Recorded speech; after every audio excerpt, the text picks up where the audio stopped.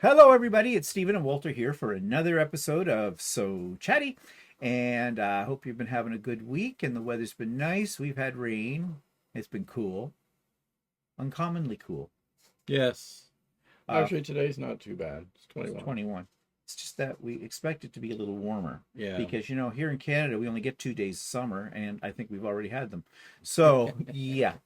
So it's time to get out the galoshes. Not yet. Okay, so today we're going to look at what makes creativity, if we have a creative gene, because I hear a lot of people talk about this, that, oh, I just was born without any creative bone in my body and kind of thing. And I'm wondering if there's some science for that. So we're going to find out. But in the meantime, what have we been working on? Well, how are you doing with the shirt? I haven't gotten any further. Oh. I'll probably work on it maybe Sunday or something if I join Russ's. Yes, Russ is having a sewing shenanigans. For those of you on his mailing list, that's this Sunday. And I think he starts at about 8 or 8:30, something like that. I think it's at 8:30 he starts. If you're not on his mailing list and you haven't got the announcement about it, then all you need to do is go to his latest vlog, which was yesterday, Thursday. Yeah, Quilt Meets World, right? Yeah, Quilt Meets World, and he'll have it in his show notes.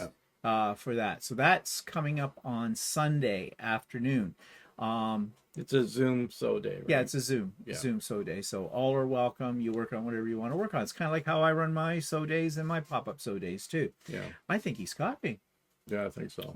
He won't admit to that. But anyways, no, it's always a good time. We have a good time at it. So that's on Sunday. Now, have you been doing anything in your free motion quilting? No. No, actually not. I need to start up with that again. It's just I still haven't. Yeah, what's the excuse? There is no excuse. That's right. There is no excuse. Get on with it. I will. Because soon I will have a quilt that needs to be quilted. Yeah, okay, sure. Yeah. Soon, not tomorrow, as I'm going to show you now. In fact, I'm going to show you what I have been working on, which is my Japan quilt. Now, you've seen over the week, I've shown different iterations of what I've been planning. It is still very much a work in process, but I think I've got a few of the elements nailed down now. And so here you will see some of the blocks. I decided to go with a star so I could have that open square in the center so I could feature something Japanese-like. And you can see I'm doing two things here. I have got a fan applique, which I quite like. I had to do some resizing of that graphic when I got it. So each fan is using one of the different Japanese fabrics that I have in my collection. And I am using the same fabric for the points in the stars, wherever there's a fan. But I'm going to intersperse it with some sashiko,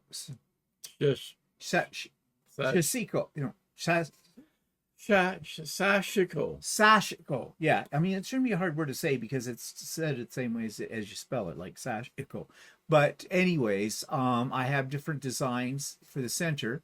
So right now I'm alternating the fans with the Sashiko, but I do have some, and I haven't got them all yet because I kind of ordered them and they're kind of custom made, which I find very weird when you're ordering an embroidery file. But this is from someone who's on Etsy. And I don't think she lives in this part of the world.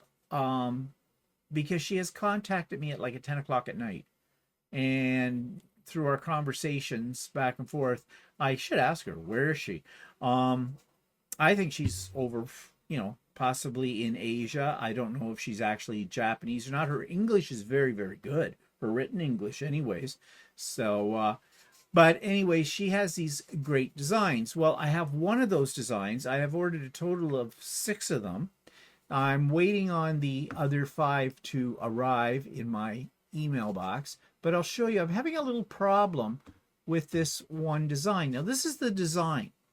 It's called the Japanese Lantern, and yeah, I really like it. I think it's a great, great design. However, down here, I'm having a problem. And in this picture, you notice it looks like there's a little shadow there. Well, it's just not shadow. That's a bump, and that's a solid bump. there is a lot of thread going on top of thread in this section, and it's pulling somehow these fabrics up and these stitches up. Now I have increased, and I'll show you, I've got a picture here of it a little closer up. You can see it a little better here. But you see what it's doing, and I don't want that. I've tried to steam it out. Nope, it will not flatten out. I've changed the stabilizers I'm using, how much stabilizer I'm using, the way that I'm putting the stabilizer in the hoop or under the hoop or wherever makes absolutely no difference. I even tried a bigger version of this to see if it had to do with the fact that this was a little bit smaller. Nope. It's because there's too much tension on these stitches that are going over top of, it's going over 2 other rows of stitching in here. So I have written to her and sent her these 2 pictures and said to her, you know, like, what do you do if you've stitched these out before? Have you had this problem? Like, what are you using for stabilizer? How much of it? Or whatever. I suspect she has never, ever sewn out one of her designs. And the weird thing about the way this lady works is these are digital downloads. Anytime I've ever ordered anything off an Etsy that says it's a digital download, especially in embroidery files, as soon as the payment goes through, which is usually within minutes, it's available to me to download. These aren't. And I questioned her about that, and I talked about this on Idiot Quilter last week, so I'm not going to go into detail about it anymore. But I questioned her about it, and it sounds like with each order she does the digitizing then, which to me is not a very efficient way if you're running a business for doing this. I mean, I would assume that you have these, and I'm assuming these are her own design, that she would have them on a drive somewhere after she's finished doing what she needs to do with them. And I would also assume she has test sewn them out. So I don't know how she operates. She seems very nice, and she was very concerned that, you know, that I get what I asked for because she didn't want me to write a bad review. So I don't know. I'm a little worried now.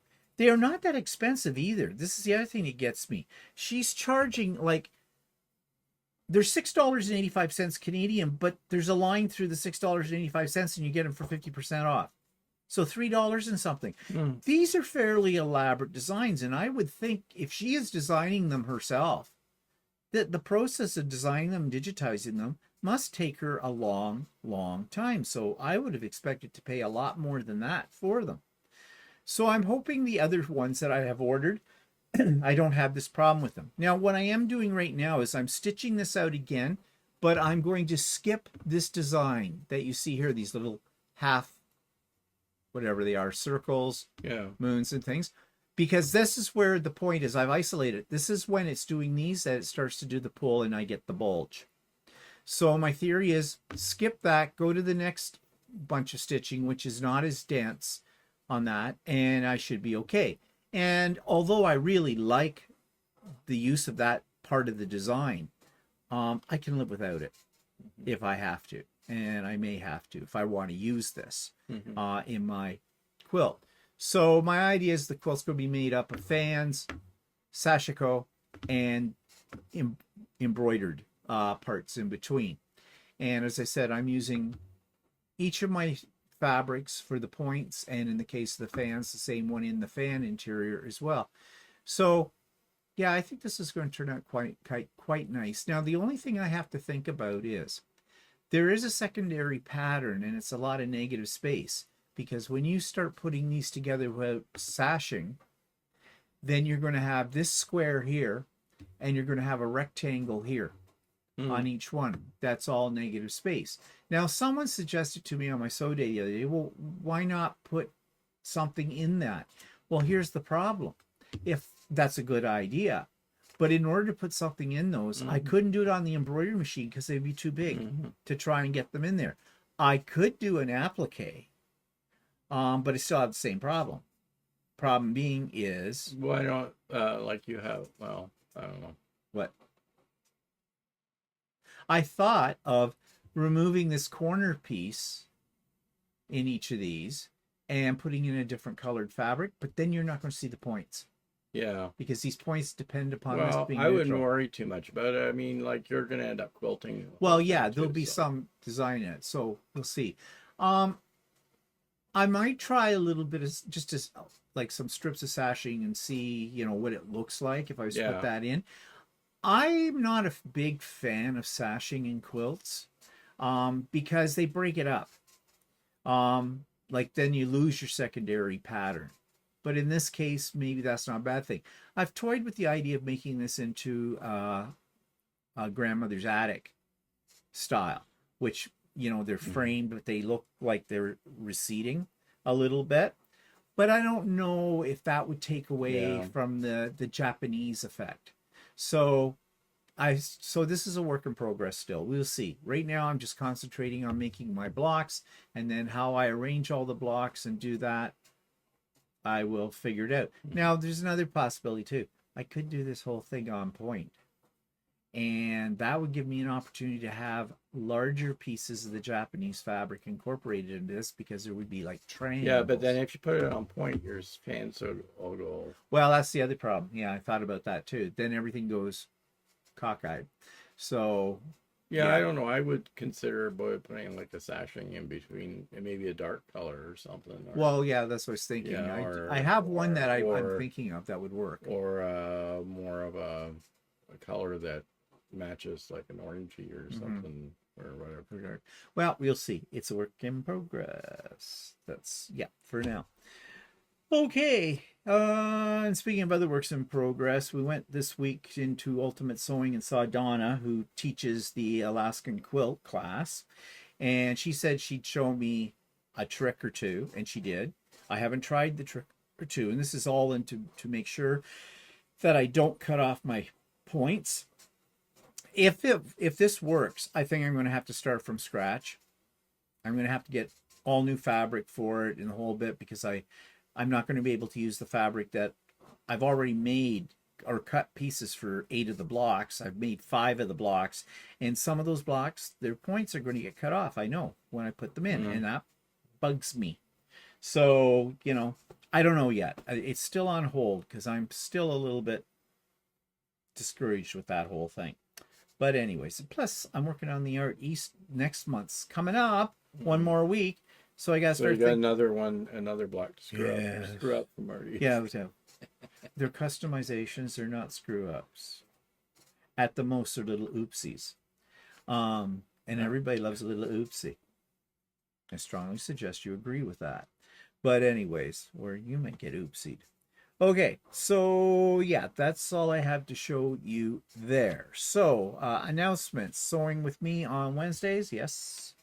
Um, Links in the show notes below. You know the routine. On Monday morning coffee with me. I talked primarily about 3D printing in that one, a little bit about quilting in that. But Bambu, that's what my printers are, had a big sale on, so I bought 26 boxes of filament. Yeah, then I had to figure out where I'm going to store it. Well, I've already figured that out, but I had to make a whole bunch of new racks too to accommodate it. So I am well supplied, but it was a good price. So, Yeah, right. it was. You're lucky I didn't buy another machine. I thought about it, but I'm holding off. Yeah, I you give me a hard time if I want to buy a different TV or something. No, you can buy a new TV if you want one, but you'll hem and haw about it until the cows come Yeah, I home, will. anyways. And then one day I will hear these words. I bought something. And that means, yes, it was something that was expensive and it's large. And I'll know it's a TV. So, do we need a new TV? Not really. No, not really. Does he want a new TV? Yes, he does. No, yes, I do, but Yes, he no, does. I don't. I don't know. You want a new Because TV? what am I going to do with the old one? And the old one still works fine. So I don't know. Give it to my sister. no, she won't take it. I don't know. She took her last one. Yeah, well, I don't think they'll take it, and I don't want to give it to her. Well, maybe William and Taylor would like it. Yeah, that's true. I don't know. I don't know. I don't want to give it to them either. Yeah, because they may not last. No, that's the thing. Want to make sure that. Well, never She mind. might. She might. Anyway. Anyways, we're not talking about that right now. That's a totally different story for another day, if ever. Okay, so that was Monday Morning Coffee. Idiot Quilter. I talked more about the Japanese quilt, but you saw it in other iterations of what I was playing around with. I know some of you are disappointed that I have decided to terminate the idea of doing paper piecing kimonos. And that has upset several of you there. But what can I say? I don't enjoy doing the paper piecing. Why work on something you do not enjoy? Life's too short for that. And also, it's my quilt. I can do whatever I want. And on live last week, we talked about a very scary phenomena, or not phenomena, a very scary organization in the United States called Turning Point, which if you've watched The Handmaid's Tale or read the book, oh, there's so many parallels. It isn't funny with that. So if you didn't see that, you might want to check it out, or at least go to Google and look up Turning Point, because especially ladies, this is a group that's really going to put the women's movement back 100 years if it catches on. And it seems to have a very strong following, especially in the Republican states. So, yeah. Okay. And so next week, well, I don't know what I'm doing next week. This Sunday, we have Stephen and Walter live, but the following week, not this week, the following week, we will not be doing a Stephen and Walter live, and we'll talk about that on this week's live and why that is. Okay, so talk about the creative gene. And, people always, I hear people say this all the time. Oh, I wish I could do that, but I'm just not that creative. Or whatever. And I will always say to people, no, everybody has a creative aspect of their life. Maybe you can't do fine art, like I can't paint, but I can quilt. Well, mind you, you've never really tried to paint. Well, and if you do try, like the thing is that with anything, it takes practice. Yes, it does. But still, I think there's a lot of things, and I'm one of those people, like you say, well, you could learn how to paint. Yeah, I could take classes and the whole bit, but I think I'd get frustrated with it. But there's other areas where people... Now, there's also motivation, too. Well, that, too. And I don't have any motivation to learn how to paint. So, because I'll suck. And I know it. But this brings up the whole question. Are the people who are very creative, the great artists in history in the world, the great quilters, the great sewers, the great whatever, is there something in their chromosome makeup? Is there a particular gene that controls your level of creativity? Because we do know under modern science that there are a lot of specialized genes in our body that do all kinds of things for us, makes us individuals in that. So is there a creative gene? Well, let's take a look here at what some things I found, because that's the question I put in to the AI. And it says, no, there's no single creative gene. Okay, that answered that question. They said pop culture often treats creativity as a rare mystical art controlled by a single genetic switch, but scientific reality is much more complex. Instead of a lone gene, creativity is a polygenic trait. This means it's influenced by complex networks of hundreds of genes interacting with your environment. Okay, AI just contradicted itself. I guess it's saying, no, there is no single gene. It's saying there are a group of genes that work together. So the bottom line is, do we have the genes that work together in our bodies? Do we all have that? Or are we missing a few of those? Or do our genes not like to play with each other nicely for that? They go in here, I'm not going to go into this part because it gets really boring, but they're basically talking about the types of genes and how they work together and stuff like that. Then, of course, there's nature versus nurture, and they've done studies. It says for account roughly 20 to 50% of the variance in creative performance and personality. Remainder comes down strictly to your environment, choices, and practice. So basically say, if you're going to be creative, it depends on your environment, what you were brought up into.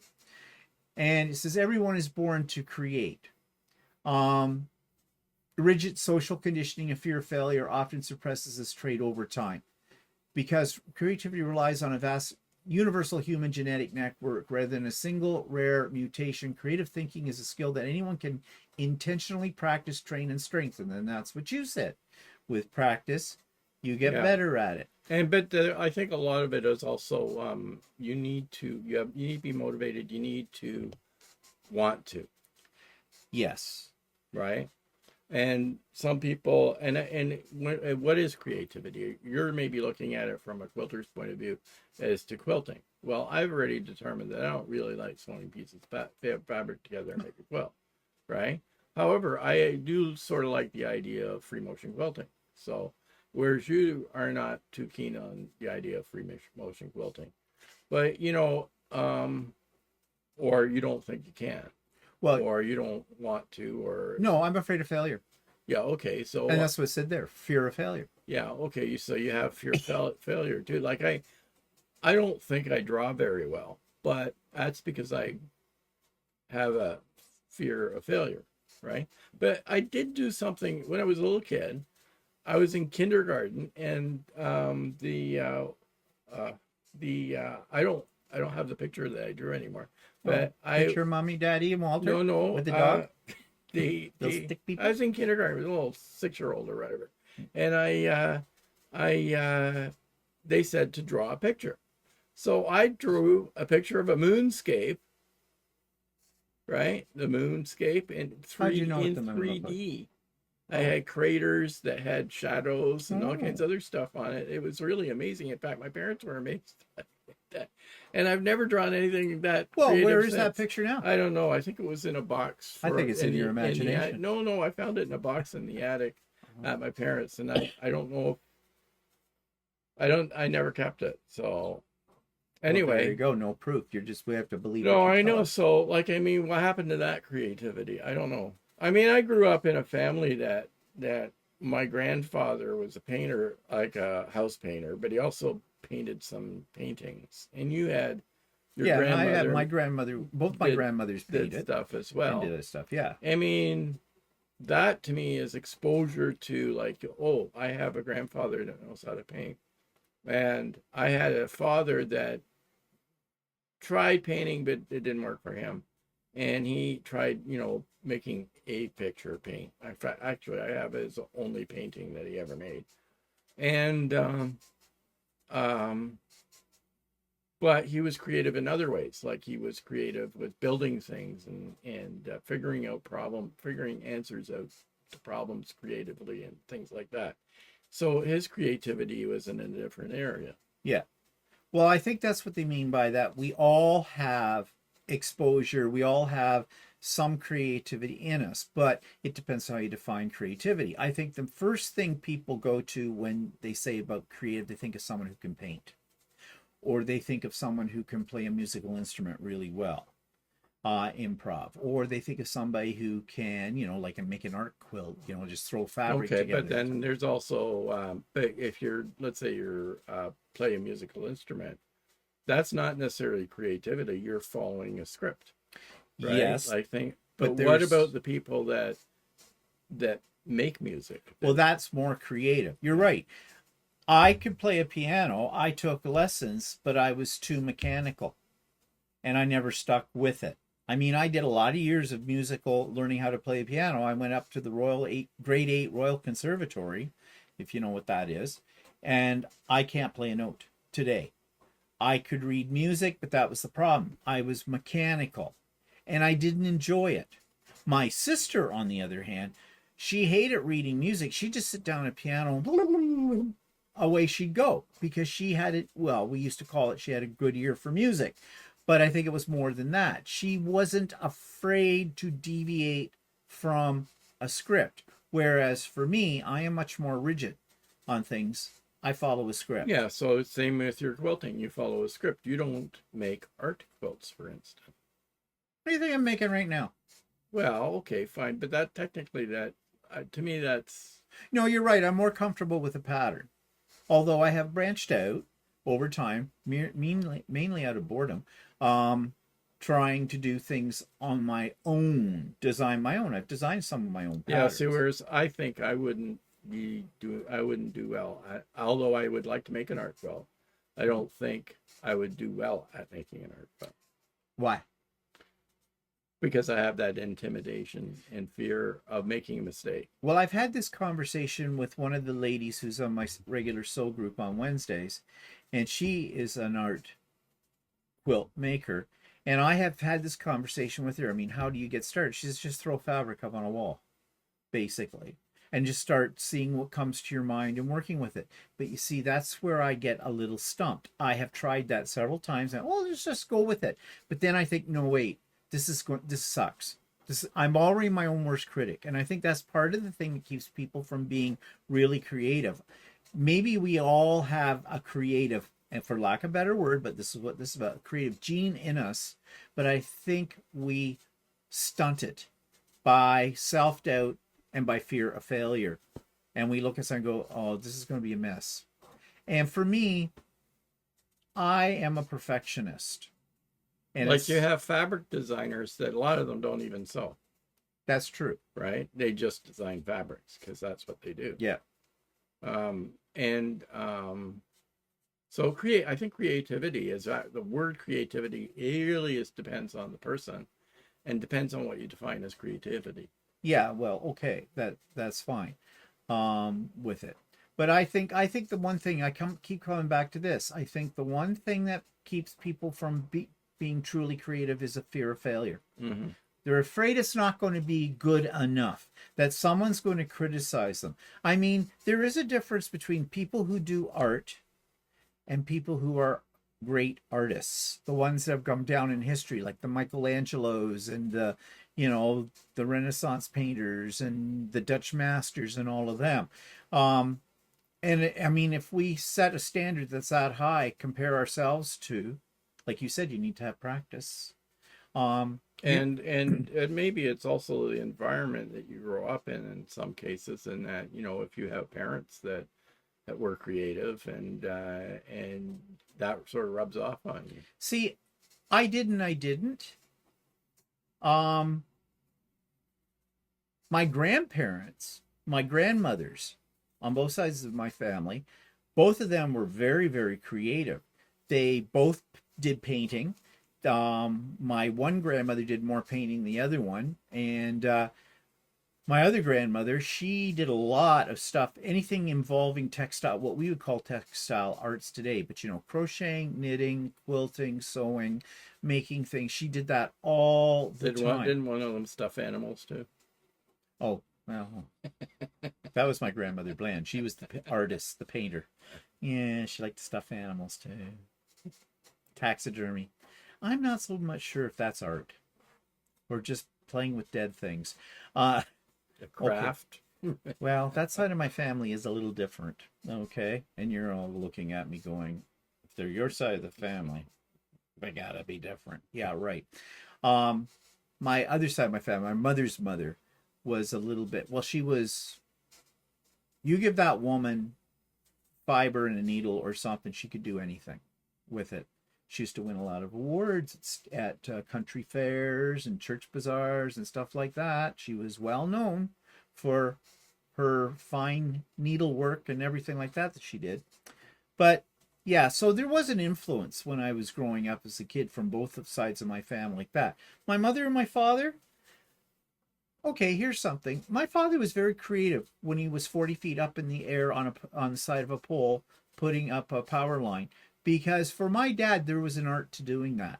My dad was very particular about everything being straight, correctly done. Well, it had to be, or someone's going to die because of electricity, But he saw a beauty in that. And we had reels of slides to prove it. Because my father would go to a job site and he had a 35 millimeter camera.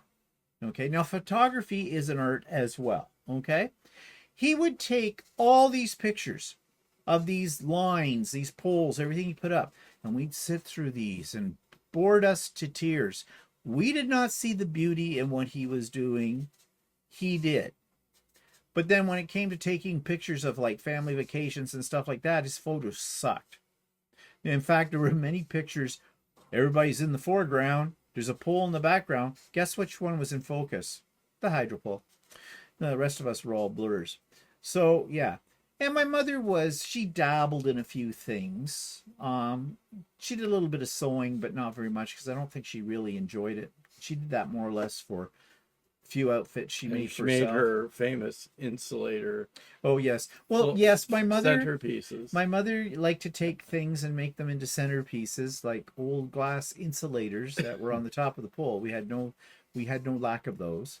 Um, yeah, the kind of thing that you'd look at in one of those little craft fairs and go, "This isn't a craft fair. This is a crap fair," but kind of thing. But she tried. They were nice in their own little way. I don't want to say anything more than that. The one kept the woman out of the streets.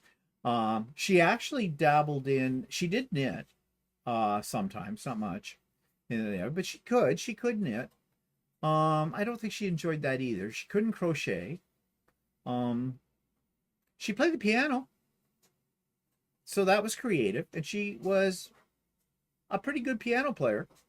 So yeah. Now she didn't do a lot of improv. It was all reading music, so it was a little bit more mechanical. But yeah, she could play. My father played a musical instrument. He played the trombone, and he could play the trumpet as well. He tried the guitar for a while. Um, what was that song he used to try to learn to play on? It was a beginner piece. Down in the Valley or something, or something. Down in the valley, or something. I don't know what it was, but whatever. We got sick of that. That's why I wiped it out of my memory. We heard it too many times. He dabbled in winemaking. That is a bit of an art, which my father never mastered that. He never mastered that. Oh God, his wine would eat a hole through your counter. It was pretty bad. It got to the point where he said, "Well, I'll pass on the." We brought our own. We started bringing our own wine, or my parents at family dinners, kind of thing. He did say to me once, "You bring that every time. You don't like my wine, do you?" And I says, "Dad, to be honest, no, I don't." Like anything that you have to plug your nose in order to drink it. Well, my mother used to sit there. It's okay. I usually cut it with orange juice. Yeah, they drank it with orange juice. Like it's got to be pretty bad when you have to do that. I mean, what's the point? Really. You couldn't even call it sangria at that point. Yeah. It was just bad. But he liked doing it, and it kept him off the streets. So it was a creative thing. He was always experimenting with his wines. So yeah, he just never got any better at it. My mother did that stuff. I forget what they called it, but it was this paint that was in tubes. And you had these little tips you put on the tube, and you had like a piece of cloth that had a pre-made outline on it, pattern on it, and it was in a hoop, and it was liquid embroidery. There was another name for it. She did that for a while. I just think that was kind of cool, but it was kind of like coloring. But she didn't do much with that after that. I think she probably went to one of those, demonstrations, and ended up on it by the wholesale. Yeah, so I think there's also a level of creativity. Like, you get the masters that do big paintings and and do strange creative things like I can remember like sculptors, you look at it this way, you look at it this way, you go, what the hell is that? And then you read the thing. Man with dog in the windstorm. I don't see a dog, I don't see a man, and I'm not sure where the wind is. White canvas, snow bear. Polar bear in a snowstorm. Yeah, that's a classic. Yeah. Now I could do one of those. That would be easy. And it also depends on who's seeing the item to see it, to evaluate the creativity. Well, there's another aspect of it. People who enjoy going to seeing art, like going to an art museum and studying the art and that, I think that's another level of creativity, or a different branch of creativity, because they can see something in it that maybe somebody else can't. I don't know, and I think that takes a creative eye. Yeah, and then some people are somewhat eccentric. like Andy Warhol, Oh, yeah, well, and they create art, and it depend. And it wasn't until a point he was creating art for a while, and it wasn't until somebody decided it was art that it became that popular. it became popular. Like, Yeah, yeah, soup cans. Who would have thought? Um, modern art. Well, art's in the eyes of the beholder, yeah. too. You know, one man's garbage is another man's sculpture, so whatever. Well, there are other things here, too. There's something they call the Big Five profile of creatives.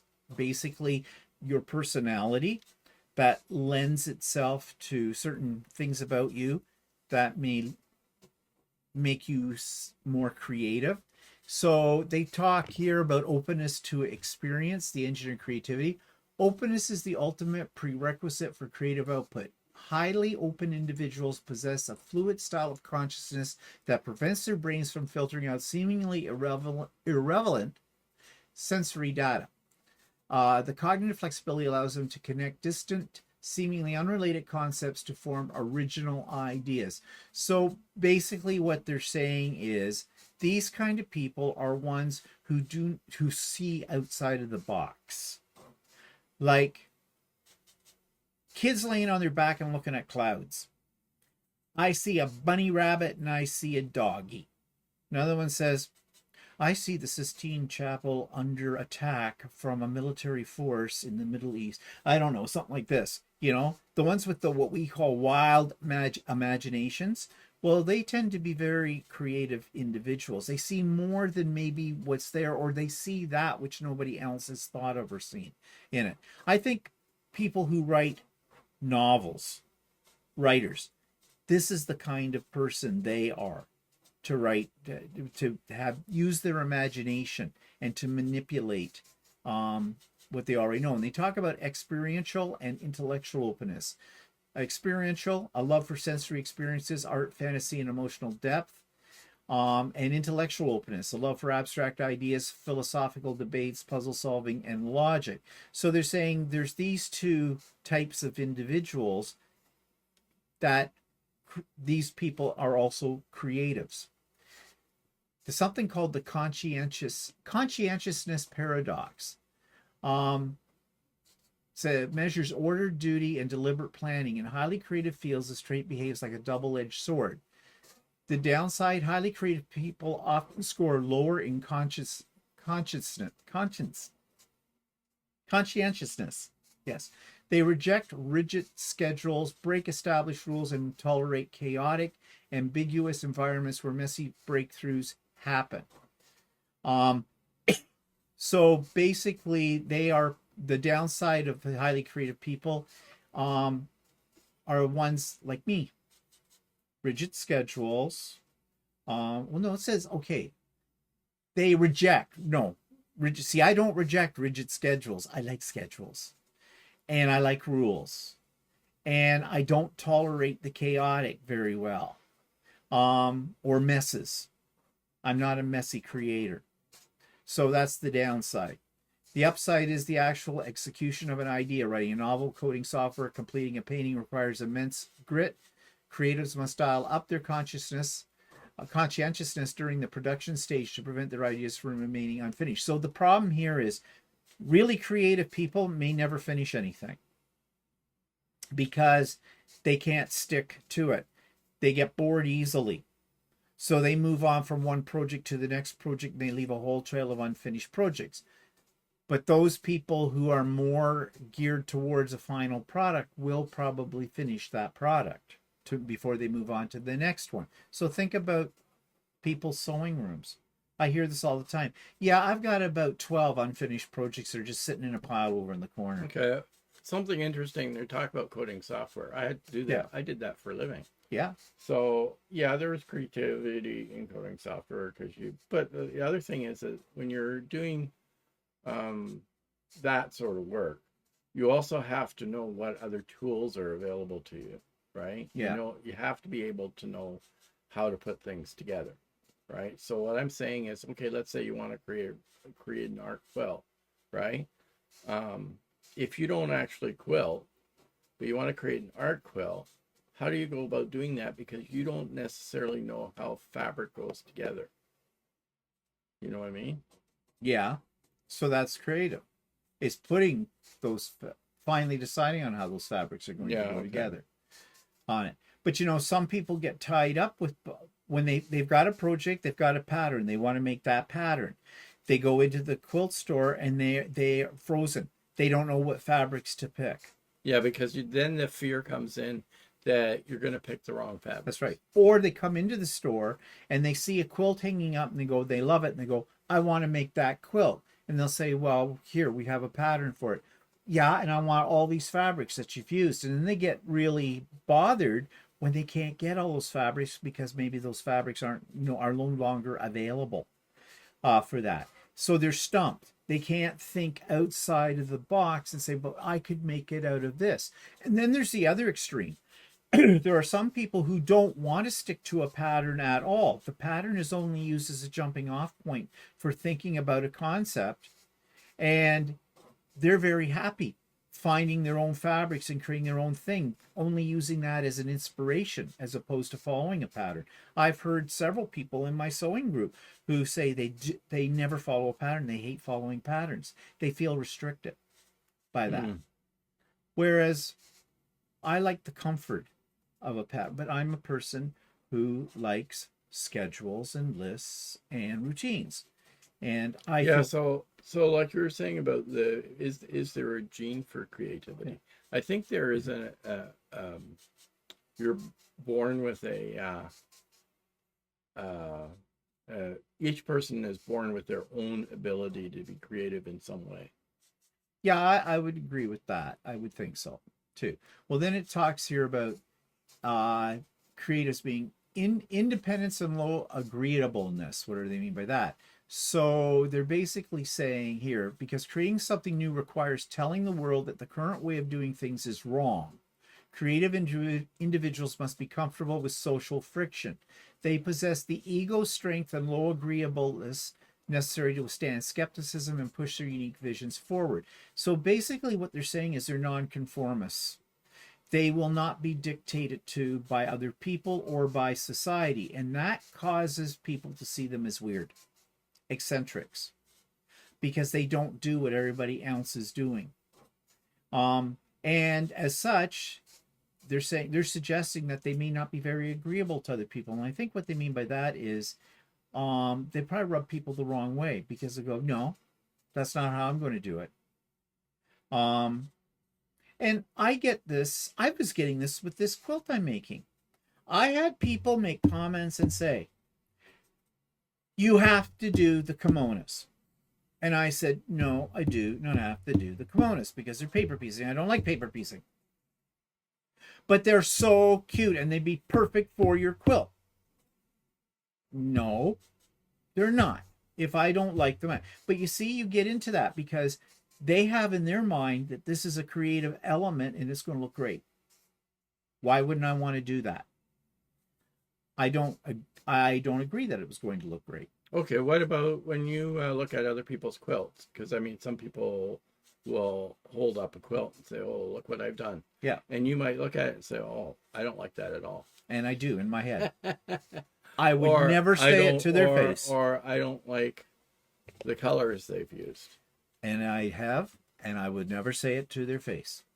Yeah. But see, they're being creative in their own way. Exactly. But it may not match what my definition of creativity is.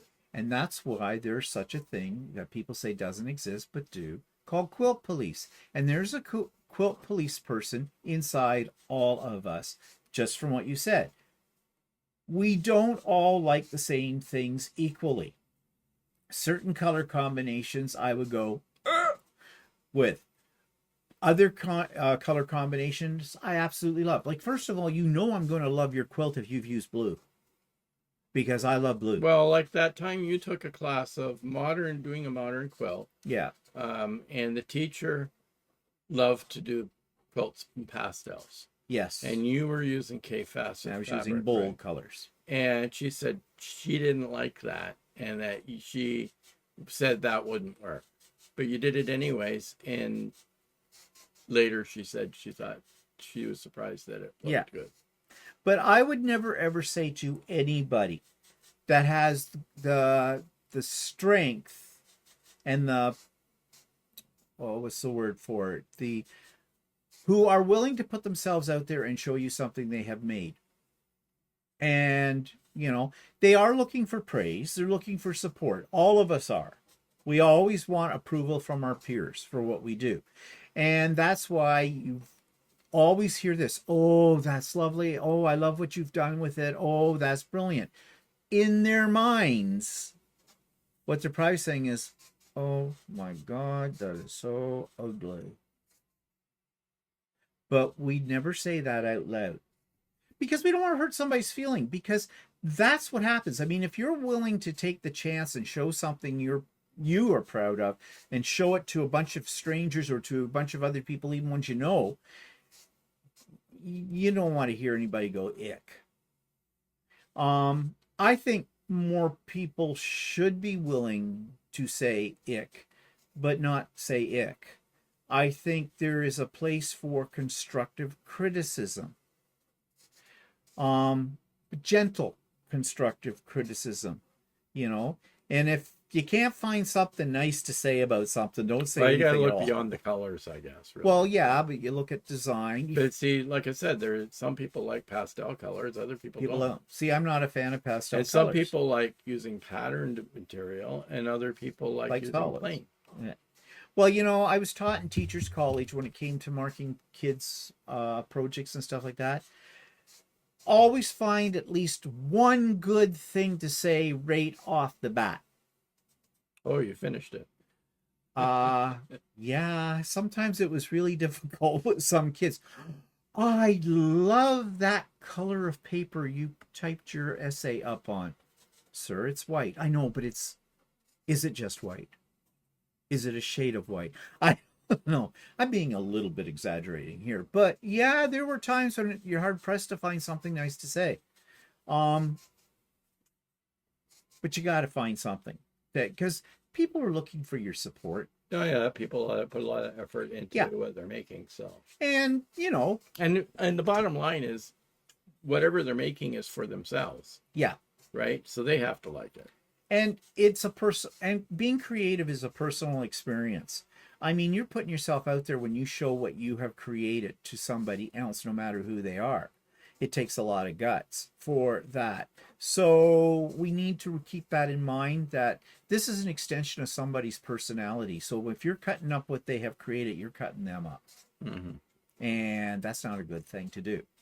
But now it goes on in this article a little bit down in the bottom, just engaging. They talk here about, so how can we take what we already have as our creative abilities and expand upon them, hone them, so to speak. Walter said, practice helps, and that's true. And whatever the more you're you doing, do something, the more you might add some creativity to it, or the more exploratory you might become, the more, because you've accomplished something. Like when I first started quilting, as anybody who first starts quilting, you don't know what you're doing, and you make some. You may have created a few things at the beginning and you're really proud of it, but now you look back on it 5-10 years later and you go, what was I thinking when I did that? But that's the whole point. That was then. Look how far you've come. Now, I think I am a much better quilter today than I was even 2 years ago. I mean, one, it really bothers me if I can't get my points right, and I will get those points right. That's why the quilt there that I'm working on, that's driving me nuts, the Alaska, because of the point business. But, and then you found free motion quilting and just like, oh, look at this, feathers. Yeah, really. Okay, how nice. But your first feathers were sucked. Oh yeah, it did. Yeah. In fact, your first little thing when you're trying to do circles were squares. Yeah. Well, look at you now. And that didn't take very long to get to the feathers. No, but I'm still following a pattern, sort of. But the creative part is going to have to come out at some point, because I'll have to put it on an actual quilt. Yeah, I think when you have an actual quilt in front of you and you're going to do customized quilting, you're going to have to sit there and think, well, what am I going to use I'm here? going to hit another learning curve. Probably. But that's what all of this is about. Yeah, This yeah. is all about learning curves. So they say here, engage in cognitive exploration. The opposite perspective exercise. Read a well-argued book or essay written by someone whose political, philosophical, or religious beliefs you completely disagree with. Focus on understanding their logic rather than winning an imaginary debate. Well, let's apply this to sewing. We were talking about color pick choice and things like that, pattern choice in a quilt. Well, rather than saying that's, ooh, I would never have done that, that's ugly, I don't like that. Rather say, well, wait, what are they trying to achieve? Why would they have picked those colors? Why that particular design? And try to think through it, I think is what they're saying. Try to put yourself in their place and say, well, why would I do this? Rather than being negative about it and dismissing it, try to explain it. And it says cross-pollinate fields. Spend 30 minutes a week reading articles or watching lectures on a topic you know absolutely nothing about. If you're a programmer, read about historical textile design. If you are an artist, read about quantum computing mechanics. Well, I don't know. I think you have to have still a certain amount of interest in those topics, because if you're not interested, you're not going to focus on those, I don't think. However, I do that when I have my docu-naps. I think you should have exposure to different things. Yeah. I find documentaries, I never used to like documentaries. Because I thought they're boring. But over the years, especially since I retired, I am much more interested in documentaries now about a variety of topics. And I will pick, I watched one about a sports person the other day. I'm not interested in sports, but I watched it and I was quite interested in it because the point of view it took about things. And I thought, well, that sort of expands your horizons a little bit. So that's probably what they're talking about here. Radical novelty seeking, the 10% rule. Your brain craves efficiency and defaults to routines, forcing it to navigate unfamiliar environments, stimulates neuroplasticity, and broadens your comfort zone. The random route routine, commute to work, walk your dog, or navigate your neighborhood using a completely different path every 2 days without using a GPS unless necessary. You know, I do that. You laugh at me. I have a chart that I keep. Every day when I go out for a walk, I log how long I was out for, how far I went. And I have this other one. It's called Route 1, Route 2, Route 3, Route 4, and Route 5. And he laughs at me because even though it's all in the same subdivision, I have different routes on different days that I take because it makes it more interesting. And you never know who you're going to run into, or in case of what kind of animal you will run into. Could be a bunny, could be a squirrel. I've seen a skunk, Skunk. lots of bunnies, and a coyote, and the fox. Yep. And today I ran into a pack of dogs, not on purpose. One person was walking one way with her 2 dogs. Another guy came out of a house walking his 3 dogs, and they all got doggies doing what doggies do. Everybody had to have a butt sniff, and they're all running together and yapping. I got off the sidewalk, went on the road, and just as I went up the road, here comes another guy with another doggie. And I said to him, I don't know if you want to take your dog down that way. There's a whole bunch of dogs there, you know, with it. And his dog already knew that because it was like, there's butt sniffing going on here. I want to get into it. But, you know, and different people too. I like speaking to people when I walk by them. Good morning. Especially the ones that look grumpy. I want to see what they're going to do. Some of them just ignore me and keep going straight on, like creepy guy that we have in the neighborhood. Doesn't matter how many times I've said hello to him, how many times I've seen him on the street. That guy will do everything he can to avoid me. Maybe it's me. I don't know. I think, well, he does the same with me. So. Oh, so is us. But yeah, but I mean, what they're saying in this is mixing things up keeps your mind stimulated, maybe opens you up to newer ideas. While I'm walking, I listen to podcasts as well. And there's always something interesting in the podcasts I listen to. Some of them are political, some of them are about the LGBT community, things like that. Occasionally I'll pick a podcast that I've never listened to before and try it out, see what it's Yeah, about. and isn't it also like when you're watching, when you've done soul days, when you go to Yeah. soul day, sometimes you'll see something that somebody else is making that stimulates your creativity. Oh well, that's why I like going to quilt shows, because I get ideas. Sometimes I get so many ideas it hurts. That you want to go home immediately and start working on this. And then when you finally do get home, you forgot what it was. You need to keep stuff on your phone. You need to I make notes when I go. An idea comes to me. I make notes. I've got my earbuds in my ears. So an idea will come to me. Maybe about something we want to talk about on here or something else. I know I'm going to forget that if I don't write it down, but I don't have a pen and paper with me. But lo and behold, I just go, hey Siri, create a new note. What would you like to say? And I just, oops, it's already coming up here on my iPad.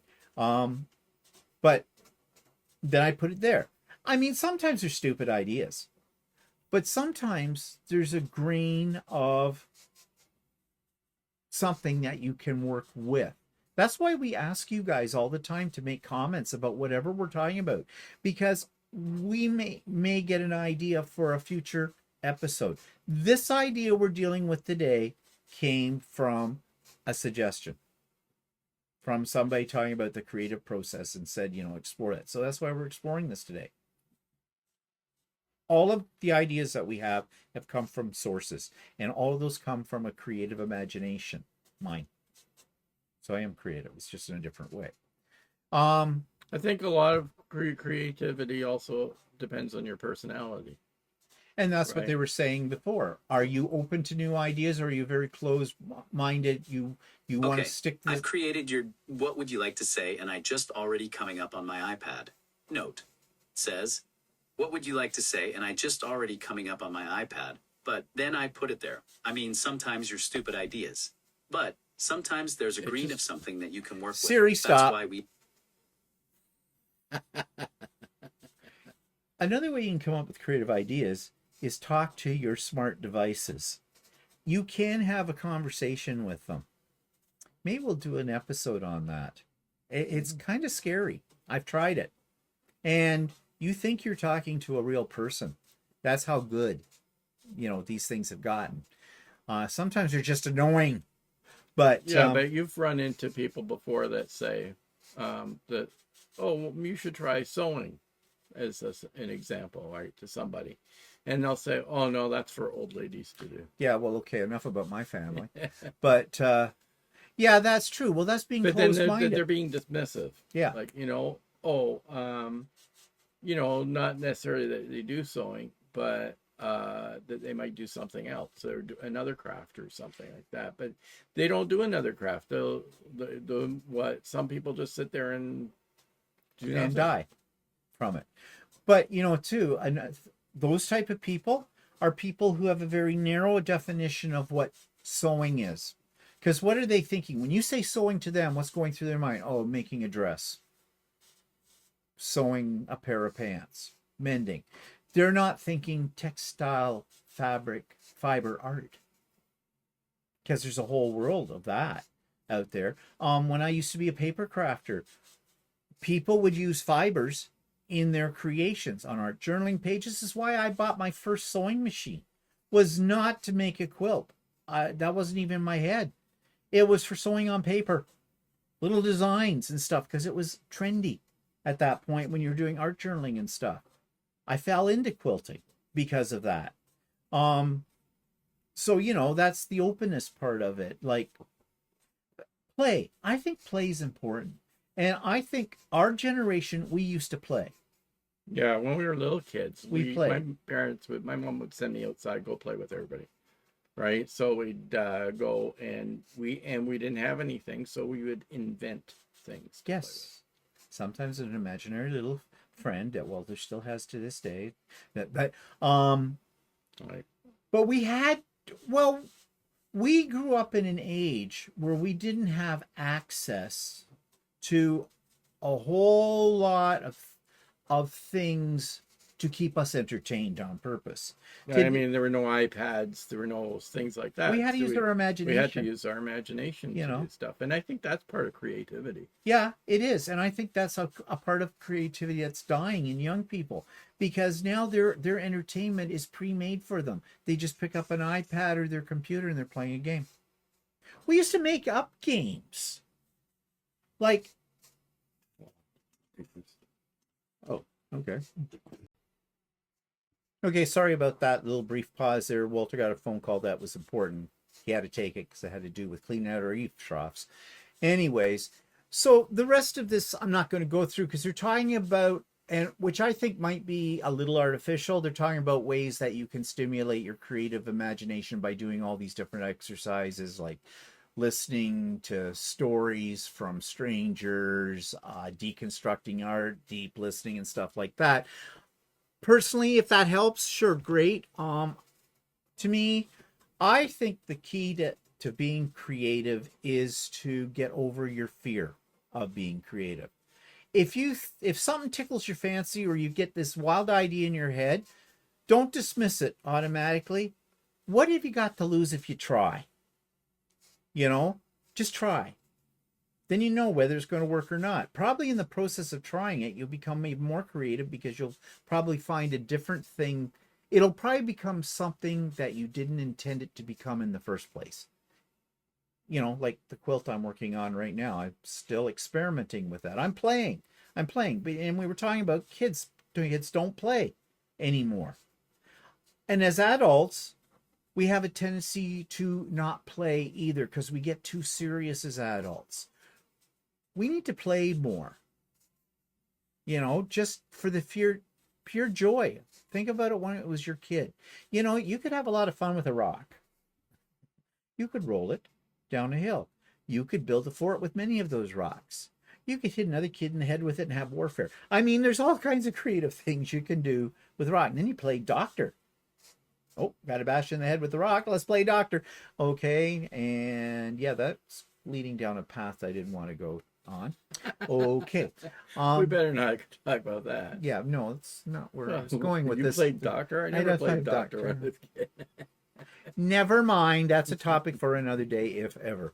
But I guess the bottom line is we have to be open to new experiences and to try things. And if you get a feeling that you want to try something, just do it. And don't worry about what anybody else is going to think. I mean, you don't have to show it to anybody. You can just do it for yourself. But I think that's more to it. And I think if more people were creative or allowed themselves to be more creative, I think the world would be a nicer place with it. I think we'd be more relaxed, calmer, nicer people. And we need more nice people in the world today, don't we? And also to escape what's going on in the world today, as be a creative. So anyways, is there a creative gene? Maybe yes, maybe no. Maybe it's not just one gene. Maybe it's a group of genes that get together and decide, let's be creative. Or is it something that could be a learned behavior? Or is it something we need to practice more to get better at, if there is such a thing as being better creatively? Because I think that's very subjective. But whatever. So, oh, why did that freeze up? That was weird. Just had a little freeze up there. May or may not show up on the video. Anyways, I hope that we have stimulated your creative imagination with what we have talked about. Maybe given you some ideas or some thoughts. Maybe just gave you a chance to have a coffee or two and let your mind wander as we talk. I hear that happens. Or maybe or maybe you needed a nap. Fell asleep. Yeah, maybe we helped you with your nap time. So whatever. Anyways, yeah, what are we going to talk about next week? I don't know. We do have a couple of comments this week. One was about fabric shops. It said, I think this came from Debbie. She says, I think fabric shops and YouTube creators need to start making an effort to include men in their acknowledgements for sure. I love seeing men create. They just think differently than us females, and they come up with some amazing ideas and techniques. It just opens up a whole new creative direction, in my opinion. And that was in response to the thing I talked about on my idiot quilter about one of the places I get my embroidery files and how they were very sexist in their instructions. You ladies, I can't wait to see what you ladies do with this. I'm no lady. Okay. And another one from Barb. She said, I think it's fair to say that PPE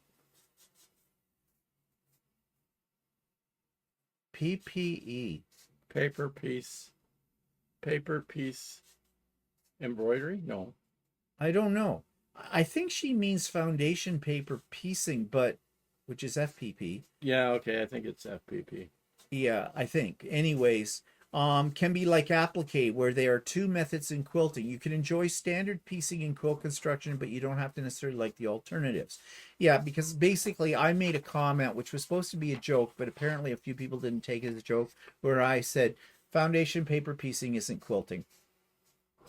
Well, it isn't quilting because quilting is quilting. Oh, here we go. I'm not getting into this argument with you again. I mean, it's piecing. It's not quilting. Yeah, you be quiet now. Zip it. Just zip it. Up with that. Anyways, I think the point here is that in general, under the big umbrella of quilting, there are many different techniques, and you use that which serves your purposes. And if you don't like doing something, then don't do it. Simple as that. Okay, that's it. All right. So we're going to say goodbye. Goodbye. Bye, everybody.